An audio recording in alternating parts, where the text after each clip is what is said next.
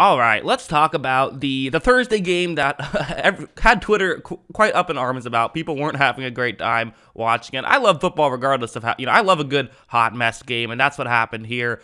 Let's talk about Russell Wilson and what went wrong for Russell Wilson. I'm also going to have a Matt Ryan video, so each get their own video here. But I thought that Wilson is interesting because a lot of times throughout this season, I've kind of defended him, saying, listen, the situation has not been great. And that stuff is true, but to me, he was just actively bad in this one. This was the first game where I was just like, no, he's not playing well. Again, there's things you can point to in the first 4 games. He wasn't playing Russell Wilson caliber football in those games either, but this game he was actively bad. Let's talk about what was tough. And first, he was just missing throws. Something like this, it's going to be Courtland Sutton with a one-on-one matchup. So, okay, Courtland Sutton, good jump ball receiver. Try to see, if he can get open, and even if he's just a little bit open, definitely give him a chance. Now, it looks like he's going to kind of run into double coverage right here, but he's actually going to run this route very well. Watch how Sutton's going to kind of fake as though he's going to his left. So then when he gets to his right, there's a window here. This is a throw that you want to make. This should be a touchdown. It really should. But Wilson's throw was just so high that Sutton never even had a chance. And that's just a mistake you don't want to make with Sutton. Listen, Sutton's the kind of guy who can go up and make a grab. So if you underthrow it with Sutton, it's not the end of the world there. I think you want to make sure that you at least give your receiver a chance. I don't think you have to worry too much about him losing a 50-50 ball. And he was in great position. So if you make an accurate throw, it's a touchdown. And that throw just never even gave him a chance. Couldn't even get a finger on it. Something like this is another just bad one. These are plays that are getting open against a pretty good Colts defense, I would say. It's going to be a cover 3 zone. And the way this concept works is it's really designed to get Jerry Jeudy open. You have the lone receiver lined up to the offense's left, going to be running kind of a shallower route, and that's going to get the corner, Stephon Gilmore, on that side of the field to move shallower in, which then means that Jeudy, who's currently lined up to the offense's right, can get all the way over, and as long as the play lasts enough time, could potentially get wide open. And watch how when this play begins, it worked out way better than Denver could have accepted because no one even really picks up Jeudy right here. This is wide open for a huge chunk play. This is just one of those, you have to make this throw.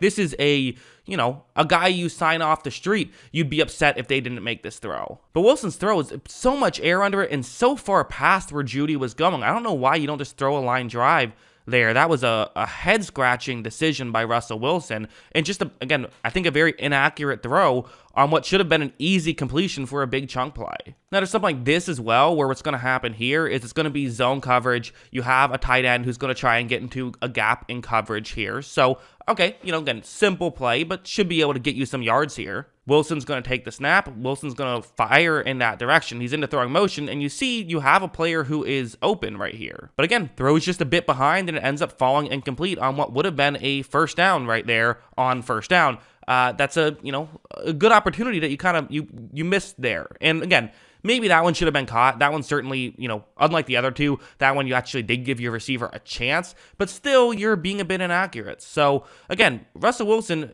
I don't know if he's ever been the most accurate quarterback, but he's been pretty accurate. This is a very big surprise that he is struggling this much. And I don't know if I can remember seeing this out of him except for when he came back from the injury last year in Seattle. Let's get to one more just bad throw, just pure missing throws here. Again, big play, third down on this one. It's man coverage. You have a great concept to beat this coverage. There's a single safety deep, and no one's going to be covering the bottom left-hand side of the field except for the players in man, right?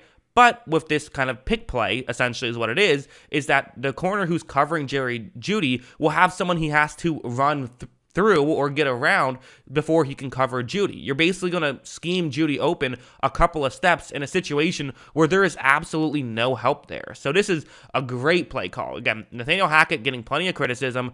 I get it, but this is exactly what you want. This is him completely nailing it. Look, Russell Wilson takes the snap. Russell Wilson is going to throw one, and you see, again, how open Jeudy is. This has to be a touchdown. This has to be a touchdown. As you see, again, throws just too far. And again, in a game where offense is really struggling, maybe just if you're overthrowing these, underthrow it a little bit, give your receiver a chance. You have to at least have a shot if you're going to win this game, and that's just a bad overthrow.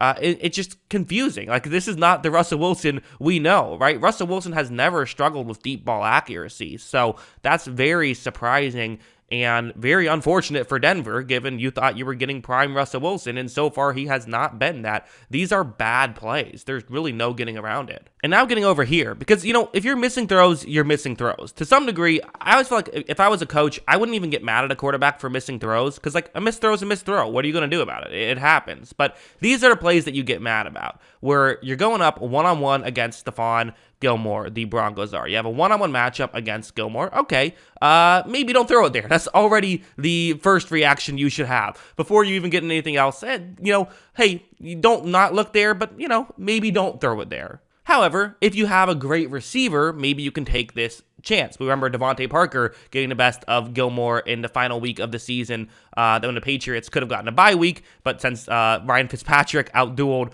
Tom Brady, the Patriots didn't get the bye week, lost in the wild-card round. The Chiefs got the bye week, went on to win the Super Bowl that year. So, okay, maybe if you like the matchup, then you like the matchup. But this is Tyree Cleveland, who, I don't know if I'm willing to sit here and say I trust him to beat Stephon Gilmore one-on-one. I don't know if I'm willing to make that call just yet. But Wilson takes a snap, and Wilson looks in that direction, and you see why Wilson makes this throw. Because Gilmore is, giving up a couple steps, but this is how Gilmore plays. Gilmore tries to bait guys into interceptions. He tries to get you to make this throw. Gilmore wants you to make this throw. It's on a third down. He feels like he can potentially get an interception if he plays it this way. Wilson still throws it there, and Gilmore says, "Thank you very much, I will take that interception." To me, that's entirely on Russell Wilson and just a bad decision. You have to understand not just the X's and O's, but the numbers and the players that are playing on the field. Gilmore, you should not be looking at hardly ever. So surely he would not make this mistake again, correct? Well, now let's go to the final play of the game. It's going to be a 4th down and 1, so you don't have to get the touchdown here, but obviously you would love the touchdown. Touchdown wins it. It's in overtime. You're down 3. That's the situation. You see the play concept. It's man coverage with a single safety covering the middle of the field. You also then have couple of routes you could look towards. The tight end and the Courtland Sutton to the left of the offense. Those guys are both going to kind of cross each other. Safety can only cover one of them. So for the other guy, you're going to have a one-on-one matchup. But on the other side of the field, to me, this is the read. This is a pre-snap read that he should be making. This is not a, sometimes you see that it's the same read on both sides of the field. The quarterback looks one way, that doesn't get open. On the other side of the field, it does get open, and people blame the quarterback. Just because someone got open and the quarterback didn't see it isn't entirely a default of the quarterback. It's actually something that happens basically every game. But to me, the reason why Wilson deserves criticism for this is because on this specific play, this is a situation where Wilson's read should have been towards his right. This is, again, a great concept to beat this type of coverage. And, the Colts are showing what coverage it is. Unless they're doing some crazy disguise, they're not really being secretive about what they're doing. It clearly looks like it's going to be a cover one man play. However, Wilson, I guess he just liked Courtland Sutton, which, listen, I like Courtland Sutton too, but you look to your right, KJ Hamler is just so open on the read that it should have been when you're looking away from Gilmore on top of it. So you don't even have to worry about their best corner. Their best corner is covering Sutton. I get Wilson likes Sutton. Listen, I like Sutton. He's very good, but this is just not understanding the situation, in my opinion. Wilson tries to fire it towards Sutton, and listen, I still had a chance of working, but it's just, it's great defense. But it's great defense that you should have expected to happen. You can't say, we got beat by a great player making a great defensive play. That's true. That's what Gilmore did, but you chose to put the ball near Gilmore. You chose to let it go down to their best players. Kind of like how, sometimes they say in a big situation, you want to just put the ball in your best player's hands. You want to lose by putting the ball near your best player. Well, in this situation, they lost by putting the ball near their opposition's best player, and that's just not smart football, in my opinion. So Wilson made mistakes. Wilson was missing throws. Just a tough play by him. Now, of course, people are going to ask the question, is Russell Wilson washed up? Listen, he's 33. He's not super young, but he's not old either. He's someone who should still be able to be playing at an effective level, even if mobility was a big part of his game. I still think that, it's weird if he is washed up. This is surprisingly early if he ends up being washed up here at 33. It's impossible to tell, I think, with this stuff. I have no idea if he's washed or not. Some quarterbacks, I think, like Tom Brady in his last season in New England, looked as washed as you could see a quarterback look washed, and then he comes out and, looks fine once he goes to Tampa. So Who knows? But the question is absolutely fair to ask. He's not looking good, and they got to turn it around if they're going to make the postseason. So that's what I think. What do you guys think? Let me know in the comments below. What are your thoughts on Russell Wilson's tough day? Always love hearing from you. And of course, as always, thanks for watching.